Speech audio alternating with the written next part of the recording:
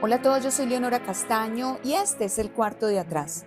No olviden que además de estos cuentos que ustedes pueden oír en Spreaker, en Spotify o en otras aplicaciones de podcast, también pueden ver todo mi contenido suscribiéndose a mi canal de YouTube, El Cuarto de Atrás, Leonora Castaño, así juntico, para que me encuentren más fácil. O seguirme en mi canal de Instagram, El Cuarto de Atrás 1, donde además de los podcasts y de los videos, podrán encontrar contenido adicional relacionado con los escritores invitados. Porque en el cuarto de atrás habitualmente invitamos a un escritor y leemos al menos dos de sus cuentos, relatos, ensayos o partes de su obra para conocer un poco más de su estilo. Hoy hemos invitado a Ivo Andrić. Ivo Andrić fue un escritor yugoslavo nacido en 1892 en pleno Imperio Austrohúngaro, quien ganó el Premio Nobel de Literatura en 1961.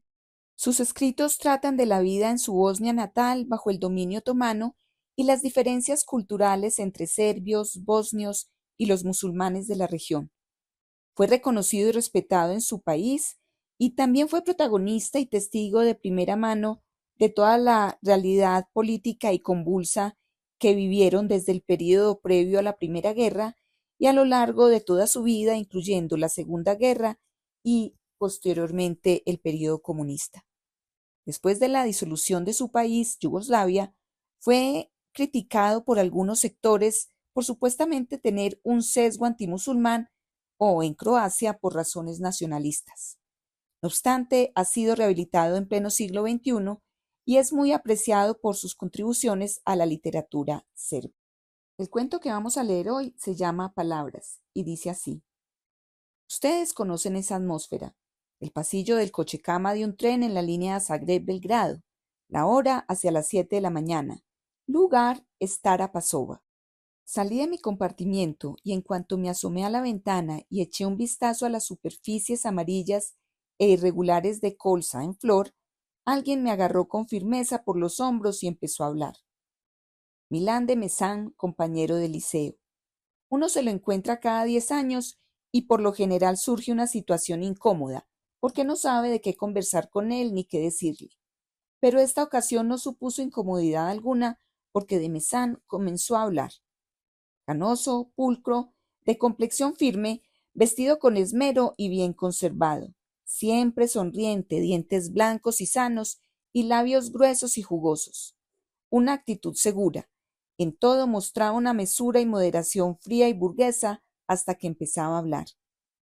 Por lo que puedo acordarme, siempre fue así, saludable, limitado, aligerado de ideas e inmune a los sentimientos, práctico, egoísta, sobrio y sobre todo locuaz. Esta locuacidad parecía ser la expresión de su buena salud y de su éxito, parte integrante del sistema simplificado con ayuda del cual pasaba por la vida, sonriente, siempre bien provisto, siempre satisfecho, primero consigo mismo y luego con todos a su alrededor.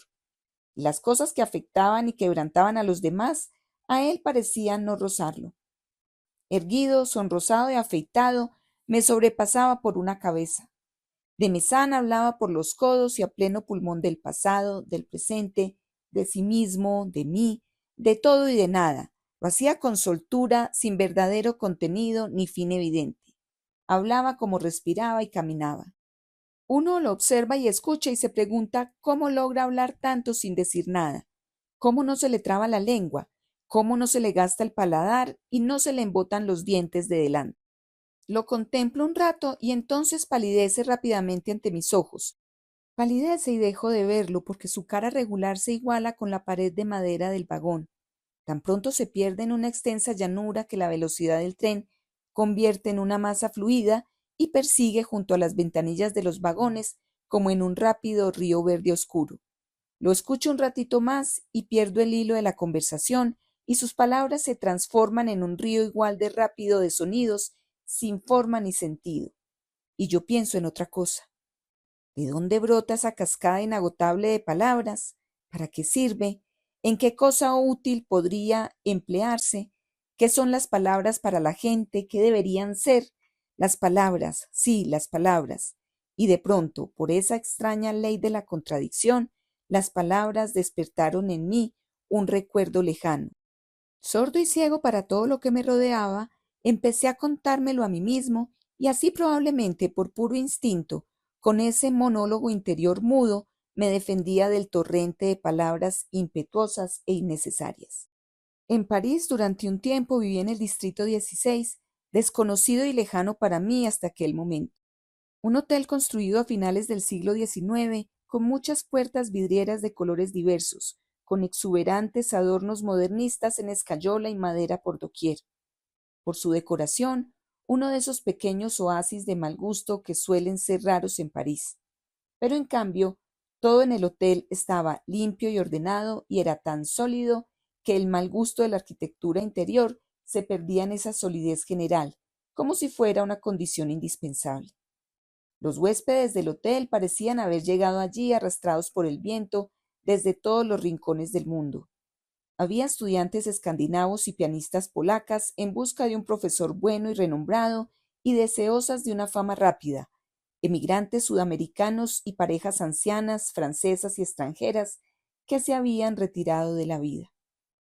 Una de esas parejas vivían al lado de mi habitación, dos ancianos de aspecto distinguido, pero tan anticuados en su vestimenta y porte que más que suscitar una sonrisa, infundían una suerte de respeto fantasmal. Parecían maniquíes vivos en una exposición ambulante de trajes y costumbres del siglo pasado. Y lo más extraño era que la ropa no estaba raída ni gastada, sino cuidada y en buen estado, y ellos la llevaban con toda naturalidad y desenvoltura, como buenos actores que adaptaran sus gestos al espíritu y la época de la indumentaria que vestían. Y en todo se conducían como si la gente a su alrededor fuera ataviada según la moda de 50 años atrás. Ella era una mujer huesuda, reseca, y él un viejecito encorvado y mustio con unos vivaces ojos negros y arregladas patillas plateadas en la cara todavía levemente sonrosada. Era sabido que venían de Austria, que ella era judía y por eso habían abandonado el país unas semanas antes de que llegaran las tropas de Hitler, que él antaño había sido marchante de cuadros y antigüedades, un gran experto, con importantes relaciones en muchos países, en especial en Francia. Eran inseparables y podía encontrárseles en todas partes cerca de nuestro hotel, en los bancos de la plaza ajardinada o delante de algunos de los pequeños cafés. En las escaleras saludaban cortésmente a los vecinos, la cortesía del siglo XIX, pero no se juntaban con nadie ni se entretenían después de comer en el comedor o en el diminuto salón. Así, estos dos desconocidos ya mayores envejecían ante mis ojos como si cada día se volvieran un mes más viejos. No se advertían en ellos señales de miseria, sino cierto extravío y la desesperanza del emigrante, como si estuvieran atados el uno al otro y separados del resto del mundo. No caminaban, sino que caracoleaban como una mariquita trepa por una paja, sin una dirección determinada ni fin visible. Eran una carga para sí mismos e innecesarios para el mundo a su alrededor. Y de este modo se movieron durante todo el otoño y el invierno, y cuando la primavera empezó a avanzar, el anciano señor cayó enfermo. Por primera vez sucedió que la extraña pareja no se presentó a comer. 2 días después irrumpió la doncella para decirme que mi vecino agonizaba. Apareció también la patrona. Presa de la inquietud que en estas circunstancias deben de sentir todos los hombres, salí yo también para ver si podía ayudar a la anciana, aunque no tenía idea de cómo. Todo terminó sin agitación ni palabras superfluas. Cuando el viejo expiró, la mujer abandonó el cuarto y no volvió a él hasta que vino la gente con el ataúd. Metieron el cuerpo dentro y lo llevaron al depósito de cadáveres. No debe verlo muerto, dijo la patrona, para que durante este tiempo no estuviera sentada en el estrecho y siempre frío salón.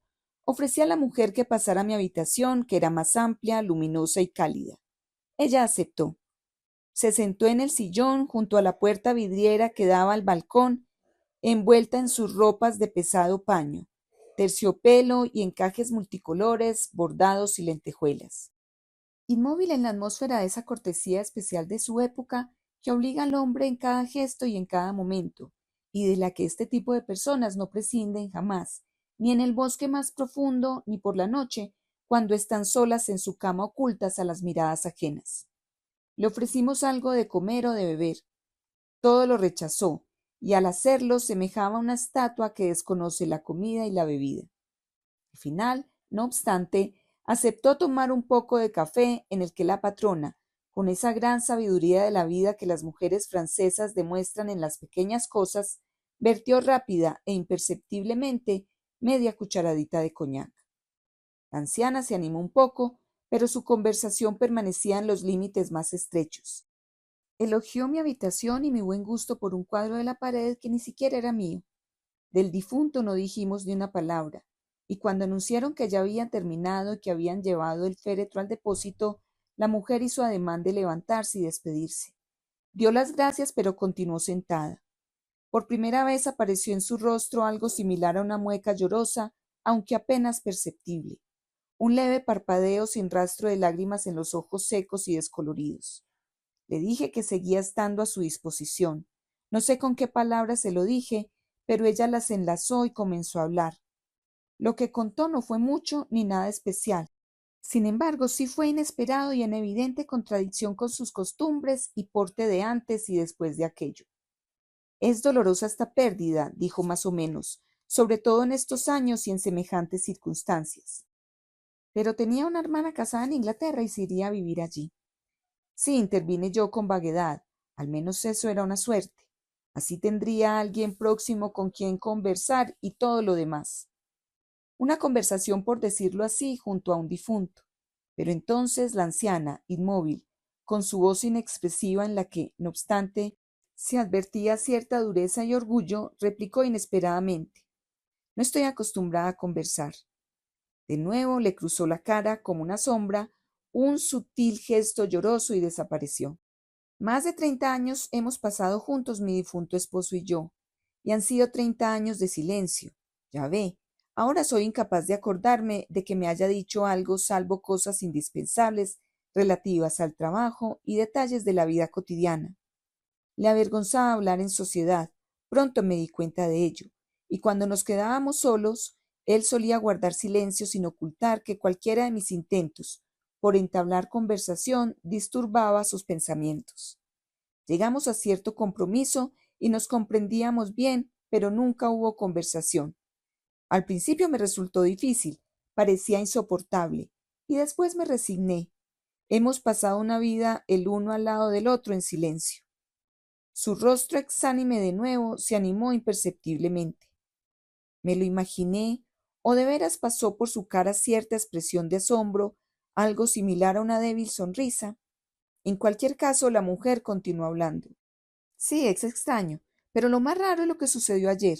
Los 2 primeros días de su enfermedad estuvo tranquilo y callado como siempre. Tampoco habló con el doctor. Pero la última noche, al alba, me llamó, me cogió la mano diciendo que todo a su alrededor estaba oscuro y que la oscuridad era pavorosamente insoportable. En la habitación lucían todas las bombillas. Repitió que todo era oscuro y terrible y me rogó que hablara, que le contara algo. ¿Qué quieres que te cuente? Lo que sea, cualquier cosa con tal de que hables. Y lo repetía sin cesar pidiéndome que hablara. Yo estaba sorprendida y desconcertada. Quería ayudarlo, consolarlo. Le puse la mano en la frente, pero no era capaz de encontrar una palabra ni de empezar a hablar. En los instantes en los que se sumía en la agonía callaba, pero en cuanto volvía un poco en sí repetía suplicándome: Habla, Paula, habla, di algo, lo que sea, pero dilo.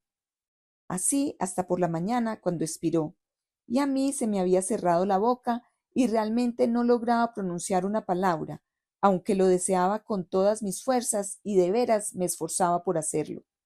Lo arrullaba como a un niño y le frotaba las manos, que empezaban a enfriarse.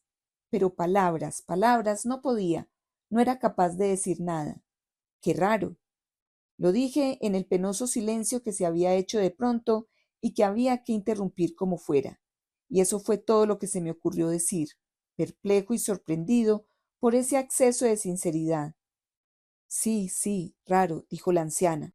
Se le nublaron los ojos y se le enrojecieron un poco los párpados, pero no asomó una lágrima.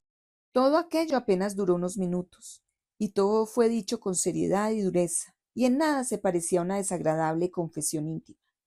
Entonces la anciana se levantó un tanto resuelta y me dejó con unas cuantas palabras corrientes propia de su antigua cortesía que no tenía nada que ver con lo que inesperadamente acababa de contar sentada en el sillón. Así, al cabo de unos días se despidió de mí con las mismas fórmulas, agradeciéndome ser un buen vecino y el pequeño favor que le hice aquel día, y viajó a Londres con un abundante equipaje en el que estaba también la urna con las cenizas de su marido. Me quedé en la escalera del hotel pequeño y pulcro, con la imagen en mi conciencia del hombre que en la hora más difícil había pedido en vano una única palabra, como una gota de agua en el desierto, y con mis reflexiones interminables sobre la vida de la gente y el sentido y el valor de las palabras. Unos días más tarde viajé y olvidé el episodio. Y aquí, ahora, de pronto, estos pensamientos volvían a mí, iguales, sin final y sin solución. Un cambio brusco me despertó de esta conversación interior conmigo mismo. El rápido río marrón verdoso del paisaje empezaba a minorar la marcha, a oscurecer, para acabar condensándose en una masa gris y compacta. El rumor de un parloteo a mi lado se abría paso despacio hasta mi conciencia y adquiría cada vez más fuerza y claridad. Belgrado, mira, mira, gracias a Dios, qué pronto hemos llegado. Eso decía de Mesán, que no había dejado de hablar. Contemplé cómo, sin callarse, cogía y preparaba su impecable equipaje y en tono brusco y sin opción de réplica, llamaba al mozo como si desde siempre estuviera allí solo a su servicio. Luego se despidió de mí brevemente y con muchas palabras rápidas, asegurándome que teníamos que vernos para charlar con calma, largo y tendido. Yo llevaba mi maleta en el río de personas que se dirigía despacio hacia la salida. Delante de mí divisé a de Mesán, que conversaba animadamente con el mozo mientras se alejaba, abriéndose camino con facilidad, como si fueran sombras, entre la multitud apiñada. A mí me costaba más avanzar e iba perdiendo terreno. Mi monólogo interior había enmudecido. Poco a poco me embargaba la vida cálida y bulliciosa de la estación de Belgrado, y poco a poco apartaba y cubría el desierto infinito del agónico silencio humano que de manera repentina había resurgido en mi interior. Y hasta aquí va este bello cuento de Ivo Andrić. Soy Leonora Castaño y les envío un abrazo. Si les gustó el cuento, no olviden darle me gusta, dejarme todos sus comentarios y compartirlo con amigos y conocidos. Aquí los espero con una nueva lectura. Gracias.